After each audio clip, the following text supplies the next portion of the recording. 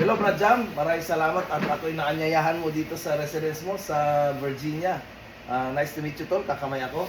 Tol, pwede ba nating introduce ang ating sarilis para sa ating mga brads na manonood? Before Merry Christmas and Happy New Year, Christmas, Happy New Year. years anniversary ng Alpha Phi Omega Alpha Chapter in Pennsylvania, and I'm from Alpha Chapter, Philippines, Far Eastern University. Ako po si Rogelio Hamero, nickname ko Jam, pero mas kilala ako sa Alpha Natasio. Batch 90. Ano pang gusto mong itanong sa'yo? So, Alpha Phi Omega. When I was Ikaw ay pumasok, anong taon to? Sa ako? 1990. 1990, oh. Ilang taon, ilang pa na yun? 90 plus 2025, Almost 30 matagal na. ka na. This is almost 40 years ka na nga po. Tol, maraming salamat at nakilala kita ngayon. Tol, ikaw ngayon ay nasa Amerika na. Pero bago nung ikaw nasa estudyante, Tol, pwede mo i-share yung mga experiences mo, Tol, sa Alpha Chapter sa FEU at the time? Alam mo, ang Alpha Chapter, not generally Alpha Chapter, pero yung as Alpha Phi Omega member, Asa na ako? malaki yung improvement sa personality ko. Kasi unang-una, mahihain ako eh. Saka, ano ako eh, kumbaga silent movie ako. Hindi ako masyado mapagpuno. Pero sa Apo, tuturuan kang i-develop yung leadership mo and to have more friends and to commit service. So, yung confidence, Tol, sinasabi mo? Oo, yung confidence eh. Kasi before, hindi talaga mo mapapakausap, mahihain ako eh. Mayroon ka parang iwas sa tao. Oo, pero ngayon, minsan mo, pag nag-meeting kami, makakausap mo sila congressman, sila vice president, B9, nakasama ko. Vice B9, no? Oo, ka-birthday ko. Oo. Sabi kami November 11. November 11. Ang asawa niya, ang pangalan ng asawa ni B9, ni Jojo, is Elenita. Elenita. My wife is Elenita rin. Magkapagkaba. Magkapagkaba. Mga leaders, may mga coincidence talaga. Ano kami, medyo siguro mga twice kami nagkasama sa inuman nung pumusita siya sa Jensen. Tinulungan ko siya sa pangumpanya noon. But anyway. So paano ka, Tol? Tutuling kita, sorry bro. Paano ka na-recruit pala sa Apo, bro? Sa Alpha Chapter? Actually, walang nag-recruit sa akin eh. Ikaw mismo lumapit? Ako lumapit. Kasi nung dumating ako ng FEU, no? Before, kasi wala nang bulletin board eh.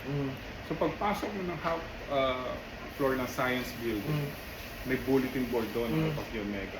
Makikita mo doon yung mga miyembro, mga international, mga puti, mga sila Armstrong, yung mga famous na ano, sila doon. Astronauts, yeah. So sabi ko, wow, ang galing ng part na to. And then, nagkakaroon ako ng interest. Na-interest ka, na-attract yung attention mo doon. Kasi actually hindi pa ako pumasok na, nagkaroon lang ako interest, yung babasa-basa ako. That time wala pa nakatambay. Pero after ng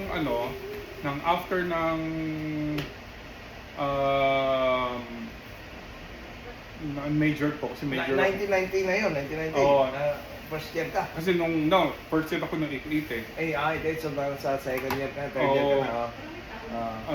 So nung 1990, nag-college, major na ako sa FEU Diliman. Kasi ang engineering is FEU Diliman. So pagdating mo sa FEU Diliman, ang nakakatawa doon is ito tambayan ng different fraternity, lahat ng benches doon. Pagbabarian ka, tinatawag sa atin yung walang practice, barbarian. Nakupo ka lang doon sa, sa stairs. May malaking stairs doon na parang stage. Wala ka mapwestuhan. Wala ka pwesto. So tatlo lang pwede mong tambayan doon. Yung stairs, yung library, tsaka yung canteen. Yun lang ang pwede mo. Pagbabarian ka, doon lang ka. Pero sa mga benches, may mga kanya-kanya fracture. So nung time na yun, pumunta ako sa tambayan ng Apo noon. May nakatambay doon. Banda ako na. Long hair ako. Ano instrumento to? Bass ako, bass. Grabe. Tapos break pants, tapos punta ako doon, tingin na sa akin yung mga Apo doon. Sabi ko, Apo ba kayo? Nagtayuan sila. Actually, hindi pa nga ako maganda yung post nyo. Gusto niya ako pakan kasi akala niya naghahamon ako ng away. Malaki yung tao. Tapos pang pista yung mukha ko doon. Sala, trouble. Oo. Sabi, bakit? Pag nananap ang apo, sabi ko, hindi, gusto ko pumasok ng apo. Doon nag-start. So, Ganda to lang, no? nung pag-ano ko doon, yun, medyo nakaranas ako ng mga pagsubok. Oo, ganun Paano talaga. naman? Kasi pledge ka, Oo. mamumpa ka na maging apo. Kasi doon ko lang nalaman ng Alpha Phi Omega FEU is the Alpha chapter. Alpha chapter. The mother chapter. Ang ibig sabihin ng Alpha chapter, mga kababayan tagapanood, doon nagsimula ang apo sa school na yan. No, dinala noong 1950. No? Yes. Sa ng mga brand na Amerikano, dinala through scouting. Nandun nag-umpisa yun. So, doon ko lang nalaman ng Alpha chapter is FEU. Kaya medyo, totoo lang, mahirap yung pinasok ko. Oo. Butas ng kalayan talaga, halos muntik na ako mag-quit. Alpha chapter pa, talaga, ano. And then, masaya dahil unang-una, tinuruan ako alam mo, isa sa magandang natutunan ko sa Apo is yung paano ka mag-isip in pressure way. So, yung pare-reciting sa'yo yung lecture mo na meron kang consequences, ang bilis mo mag-isip. Mabilis, And naging develop yan sa akin kasi nung after I graduate, naging negosyante ako. So doon ko lang nalaman. Fast thinking. Fast thinking. May mga time na kailangan mo mag-decide ng mabilis. Spontaneous. Oo, kailangan tsaka firm. Firm. Yeah. So hindi pwedeng yung magbagano Oo, ka na nakahangap ka, wait. Ganun eh. Alam mo yun yung isang unang-una ko natutunan sa Apples. Kailangan mag-isip ka ng maayos, straight. No? Firm and straight. Oo, kasi isipin mo na nandun ka na meron kang mga pressure na mayroon ginagawa kang sa'yo. opportunities, may strength, may weakness. Kailangan tatanungin ka ng lords mo na ganito, kailangan alam mo yung sasagutin mo kasi kundi may consequences ka. So, ganun sa real life, no? Oo, pero ngayon dito ko na-realize even in driving, nagdadrive ka, di ba? Mabilis ang thinking. Kailangan mag-thinking ka, kaya nasa crossroad ka, nag-red na, mag-forward ka ba, o mag-stop ka. So, yung way of thinking. At yung conversation mo to, lalo sabi mo sa negosyo, no? Oo. Di ba, may mga deal dyan na you take the deal or you don't take the deal. So, tsaka ma-assess mo. Yeah. Yun yung isa rin sa mga natutunan ko sa Apples. Ma-assess mo yung kausap mo. Yeah. Kung sadista ba siya o hindi. Kung maganda ba yung transaction mo o hindi. Yun yung business eh. So, kung mag-iisip ka perception mo to, nagiging sharp. So, kung sasabihin mo na, okay, ito yung proposal ko. And then, I would check it. I need to think fast and I make sure na magiging positive sa akin sa business ko. So, yun yung isa sa mga natutunan ko. Yun yung and paano ako makipag-usap sa mga tao. Isipin mo, ang mga kausap ko malalaking tao. Managing Director, CEO, Vice President. Position-wise and power-wise, Kung mahiyain ako, hindi ko makakausap yan. Pero kailangan ko i-confront. It's learning business. Kailangan mong i-convince na work ka maging partner sa business nila. Yung confidence mo, makikita nila yan eh. While you speak, they are looking at you. Whether to believe or not to believe on you. Yes, yun ang ano din. Kasi like nung sa isang business, nung nag-bidding ako, laban ko isang millionaire sa Cubao. And we have a bidding for our station in General Santos. Business ako na gusto ko kunin yung business niyo, but kailangan mag-bid ka. And ano mo na kaya mong operation business na yun. So nung nakipag-bid ako, kalaban ko is a businessman. Well-established din. Well-established. Dala-dala niya ang financial analyzer niya, ang accountant niya, tsaka yung dalawang owner. Ako, dala ko lang sarili kong bulsa. Ano daw, nandun na yung SWOT. Yung strength, weakness, opportunities. Yung T, yung threat. Yung threat. So yun yung ginamit ko ngayon kung ano yung magiging possible pa-improve yung achievement ko sa production. So luckily nakuha ko yung Jensen, naging station ko Jensen. Success yung pan mo.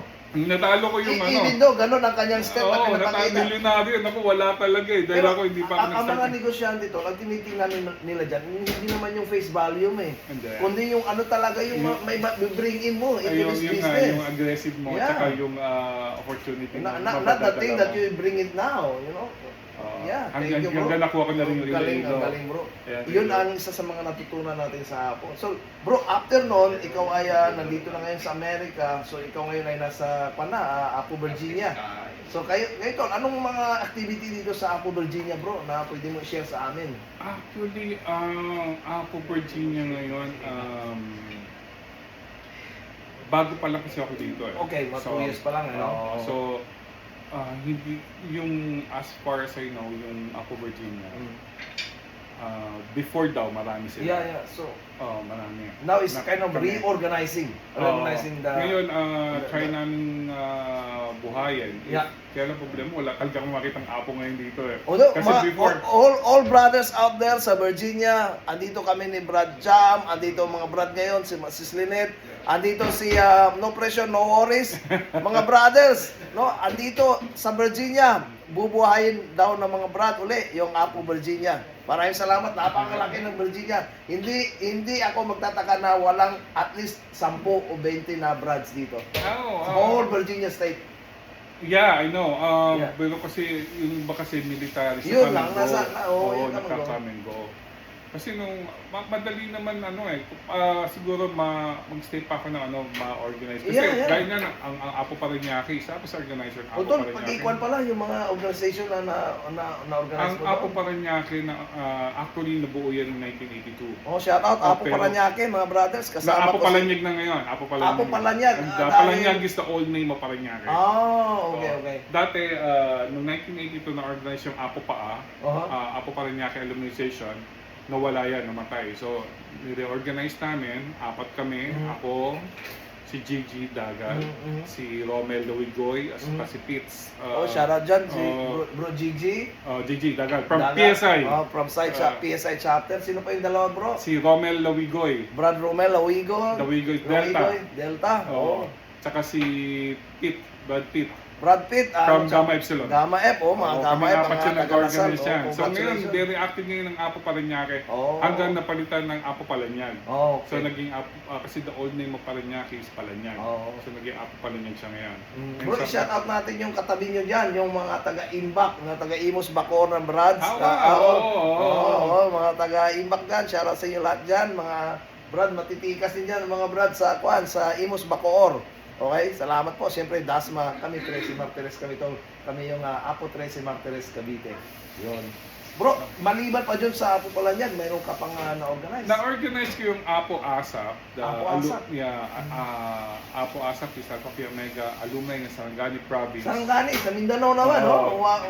Doon namin yung aking napakagandang sis. Si Sis Lynette. Hello, Sis Lynette. Shout out sa'yo dyan. So yun yung Apo ASAP, kaya lang medyo namatay siya. Pero ngayon may bago na ngayon. I think it's Apo Glam something. Yeah. So yun yung isa sa mga ano ko. Ano pa ba yun? Sa Apo Mason, Apo Travelers, isa rin kami sa mga nag-umpisa ng Apo Mason. Yeah. Since 2003. Ganun pa rin ang kwento lang, prinsipyo, leadership, friendship, service. Oo, di ba? oo. Ang ganda ng Apo, kahit saan mo ilagay. Ako, may mga organization din ako tol. Kagaya, member ako ng Lions Club, Somerville, sa New Jersey. So, dinadala ko rin yung leadership, friendship, service. Siyempre, mapagkaibigan tayo. Pag may mga problema, hindi tayo sumasali. Kasi, Apo tayo titingnan tayo ng tao Kaya nga kaya ako sa akin maganda yung Apo Mason. Ang ganda. Kasi we're from different all over the world na nagsama-sama kami sa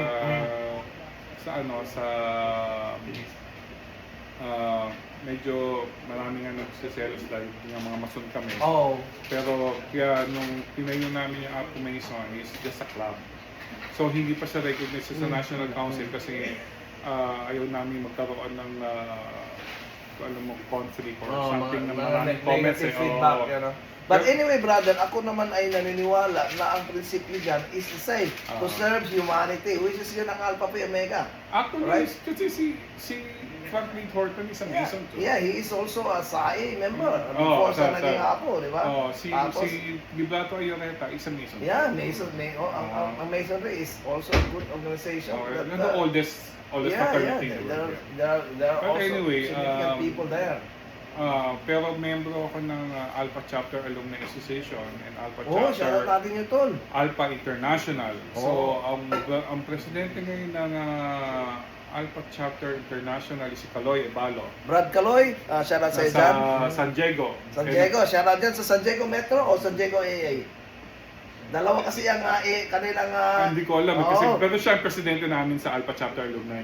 Okay, shoutout dyan sa mga brad sa San Diego. Tapos ang presidente namin sa ACA Chapter Alumni, I think I'm not sure, pero I think sa Nili Villanueva. Oh, Brad Nelly, shoutout sa dyan. Sis. Sis pala. Maganda sis niyo. Ay, wala namang pangit na sis tol. Lahat naman ng sis magaganda, mababait pa, galing magluto. Diba, bro? Sis na. Yeah. Si Kevin is Kevin Lee, yung past president sa chapter ko. Yung former president natin.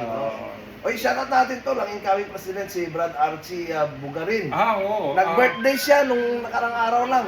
Happy birthday sa'yo dyan na tol. Andito kami sa Virginia. Kasama ko yung mga Brad. Si Archie Alpha Delta, di ba? Of course. Shout out mga taga Alpha Delta. Andito si No Worries, No Pressure. Shout out dyan, Alpha Delta. Si mga taga-Alpha, may Bro, taga-Alpha Delta. bago tayo magpanapos sa ating usapan ngayon, short na discussion ito, pero napakaganda na share mo to. Parang na-summarize mo. Pero tol, pwede ka bang magbigay ng mga mensahe sa mga estudyante na nasa school ngayon na nag-iisip na should I join Alpha Phi Omega or not? Ano tol ang benepisyo kung ang isang estudyante, nursing student, business student, engineering student, na papasok sa APO? Okay, first of all, Alpha Phi Omega, not Alpha Phi Omega, or fraternity is not necessary or hindi kailangan pumasok sa isang fraternity ang isang estudyante. Because we go to college or university para mag-aral. To get degree. Pero ang fraternity is kung interesado ka and will develop your leadership, friendship, and service, I will recommend highly the Alpha Phi Omega. Yeah. And Alpha Phi Omega is the only fraternity international. We are found in Lafayette College, Eastern Pennsylvania. And most of the fraternities in other colleges is just before. Kasi alam mo, ang ganda history niyan. So before, a fraternity is requirement yan sa college. Yes. No. Kahit dito sa Amerika ngayon, right? So nagkaroon ng mga ilang fraternity na nandun na, existing na. Yung isa is 1948 and we are 1950 in the Philippines. So before, talagang focus is study. Talagang pagandahan ng wala pang Tapos after World War kasi tol wala pang it's about development, betterment of people. Ayun nga yung ginawa ni Franklin Horton kasi nung nasa ship pa siya nakita niya nagkagulo-gulo yung mga nagpapanik nung nagkakaroon ng World War noon. Sabi ni Franklin Horton na pag nakasurvive ako dito, magtatayo ako ng isang organization of fraternity, brotherhood na mag-unite ang youth. Yun yung active binitaw young niya. members. Yun ang binitawan niya salita. Nung nakasurvive siya, nung napunta siya sa Lafayette, tinayo niya ang APO, nakausap niya yung mga ibang Madami din sila, because ang una niyang nakausap is si Herbert Horton. Hindi niya kamag-anak niya, pero hindi niya, pero kapilido niya Maganda lang. ng story tol, pakituloy. Tapos ngayon, si Horton is member ng SAE. SAE. The Sigma Alpha Epsilon and the Crescent. Crescent. So, yung 13 undergraduates is binuo ng 7 SAE, the Sigma Alpha Epsilon and 5 crescent. Mhm. Pero may isa lang doon na sabi nga sa amin barbarian o wala siyang frap. Mhm. Si Louis B. Blair is the Louis only Blair, ah. siya lang ang only the 13 undergraduates na walang frap. Okay. So sila yung 13 undergraduates ng from SAE, the Sigma Alpha Epsilon and the Crescent. Yun yung dalawang fraternity. So, yun yung tinayo ni Horton na tapos kumuha siya ng anim na advisor, yun, sa 6 advisors natin. So, yan yung nabuo ang Lafayette. So, Ang Apo sa Lafayette, yeah. Yeah. So, maraming magagaling sa Lafayette. Si Everett Cross, Yeah. siya yung gumawa ng handshake natin, si Ken Schooley sa Biocenter Institution. Oh, So talagang maraming magagaling significant people sa Easton. hanggang kumalat yan. Kasi ngayon nga, ang chapter nila yun is 3 Greek letter nga. Oo. Sa Pilipinas, Double pa lang tayo. double pa lang tayo. Dito, tatlo na. Dito, tatlo na. Tatlo, oo. May alpha na, may beta Yeah, na. So, tatlong Greek na sila, chapter nila, sila, oo. tayo, dalawa pa lang. Oo. Pero ngayon, dumadami na rin kasi as far as I know, nasa Alpha Mu, Kappa. Dito sa Amerika ba? Sa Amerika? Hindi, sa Pilipinas. Sa I think ang huling is nasa Muna eh. Oo. Sa Muna. Tapos na tayo sa Yeah.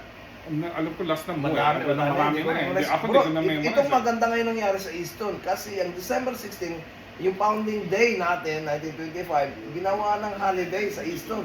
Ganon tayo na-recognize ng Easton City Council doon. Yun ay magiging normal na part ng holiday ng Easton, ang Apo Day. So it's become, mga brothers, ang December 16 sa Easton, Pennsylvania, ay kuha na siya, official Apo Day. Declared na yon at saka may MOA na rin. At saka itatayo yung ating obelisk doon. So, every December 16, yung makikita obelisk, tayo so doon. makita eh. Kasi Yeah, it's because of the weather, maybe yung construction delayed, but it will be there soon.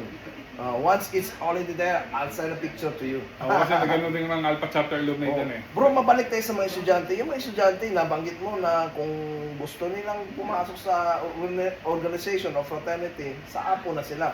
Ako tol, sasabihin ko rin tol ha, ako engineer ako. Pero kung hindi ako pumasok sa Apo, yeah, engineer lang ako. Hindi tayo magkakilala, di ba? Maybe, tol, masasabi ko, 70% ng kakilala ko ay Apo. At nakilala ko dahil sa Apo. No? Ganon kaganda ang Apo. Malaki ang network ng Apo. Isa sa mga positive vibes ng Apo is talagang kahit saan nga pumunta, even my sons nga and my daughter, my kids. Kahit ako saan na pumunta ako ng Japan, pumunta ako ng New York, pumunta ako from east to west, anywhere. Pagdating ko doon, may sasalubong sa akin mga brads na, and mga anak ko, magugulat, Dad, paano nakilala yun? Matagal mo na ba kilala? No, ngayon ko lang nakilala yan. Nakilala mo lang in ngayon ko few lang- minutes, parang close na. Kaya sa atin, di ba? No, it's our first day na nag-meet talaga tayong ganito, but looks like we have been known together for 20 years. Talagang, kasi yung band natin na pinaghirapan, yun yung pinakaya naging ano natin. Alam nyo brother, ganito rin ang concept ng mga Amerikano. Si Sean Santarelli, yung sa Pennsylvania, parang close na rin kami, although hindi man kami close. So, ganun talaga ang Apo na konsepto, no? Yung friendship, yung leadership, at saka yung service, at talagang na-inculcate sa bawat isa sa atin. So, brother, kung mamarapatin mo, tama ba na sabihin ko kung ang isang estudyante pumasok sa school, tapos pumasok ka sa Apo, doble ang kanyang panalo. Oo, kasi ako talagang malaki yung improvement ko sa personality ko sa Apo. Napakaganda ng Apo. Ngayon kung nag-isip na kayong pumasok ng fraternity, choose wise. Pag-aralan nyo, magtanong kayo kung anong maganda sa ibang fraternity na nakikita nyo. Kasi minsan, meron lang mga barkada nyo na meron na gantong fraternity na dadala kayo. Ganun tol, matino. Meron lang maganda dito. Cosmo, papasok ka. Ngayon nagsisisi siya. Saan sa Apo? So, pag-aralan nyo, ang fraternity is it's a brotherhood. So, hindi yan barkadahan, hindi yan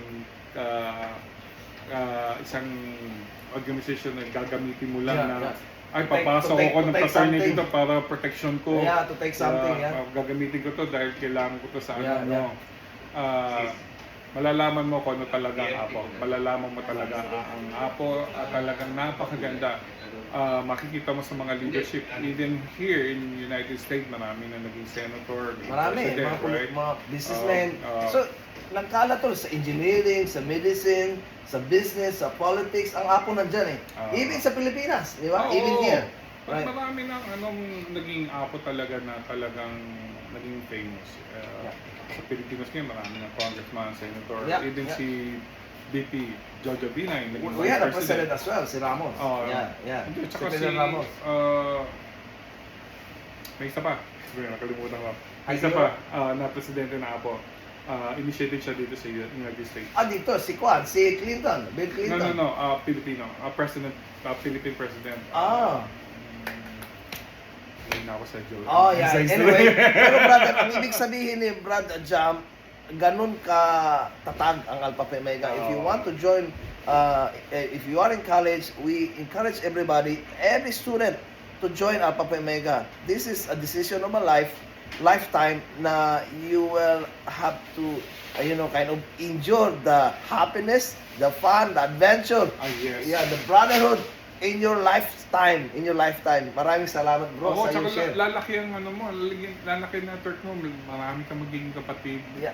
at magiging kaibigan mo. At saka ang pinakamaganda, makatulong ka sa kapwa mo. Yeah. Yun yung pinaka matulungan mo. That is really our art. Talagang ang Apo is service-oriented.